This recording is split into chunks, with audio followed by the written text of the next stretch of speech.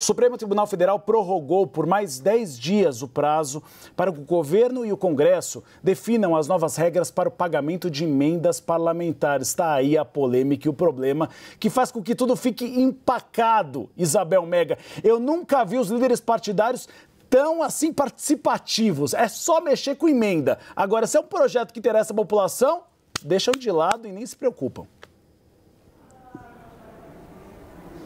É essa sensação que a gente tem, a gente que acompanha tanto tempo o legislativo, né, Uribe? Boa tarde para você, para a Tainá, para todo mundo que está acompanhando a gente aqui no Bastidores, né? Quando há vontade política e principalmente quando isso mexe com os interesses próprios, a coisa ganha uma velocidade que não é a velocidade normal para outras pautas que normalmente podem interessar em muito para quem está assistindo a gente aqui no Bastidores. Mas vamos falar dessa novela das emendas. Os 10 dias iniciais viraram 20 depois desse acordo que foi firmado após uma reunião ainda na quinta-feira entre o presidente do Supremo Tribunal Federal, o ministro Flávio Dino, que foi quem deu origem a essa crise toda com as decisões monocráticas depois referendadas pelo plenário virtual do Supremo Tribunal Federal, o ministro da Casa Civil, Rui Costa, e o advogado-geral da União, Jorge Messias. Se reuniram, toparam a prorrogar esse prazo por mais 10 dias, então, por enquanto, ainda não se fechou o desenho final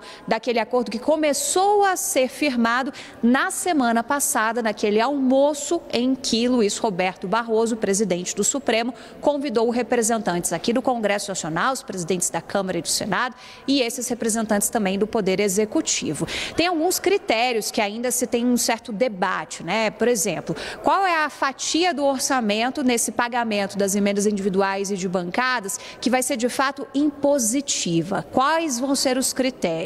Quando a gente fala de orçamento impositivo, significa dizer que o Poder Executivo tem a obrigação de pagar essas emendas, esses valores, dinheiro público, sempre importante dizer, para o Legislativo. Então, algumas dúvidas sobre os critérios e principalmente sobre os formatos. Isso porque aqui no Congresso Nacional, os parlamentares falavam para a gente que a ideia deles era encaminhar essa discussão toda via um projeto de lei do Congresso Nacional. O caminho é um pouco mais curto. Você convoca a Comissão Mista de Orçamento, vota, depois vota em uma sessão do plenário do Congresso Nacional. O que isso significa dizer? Que você junta a galera toda, junta a Câmara, junta a Senado em sessões da CMO e depois do plenário do Congresso Nacional. O Executivo vem defendendo um caminho diferente, via um projeto de lei complementar.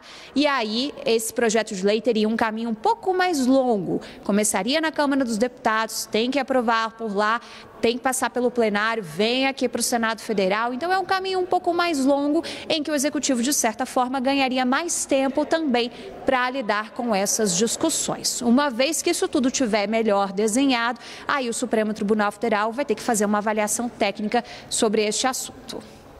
Obrigada, viu, Isabel Mega, pelas informações.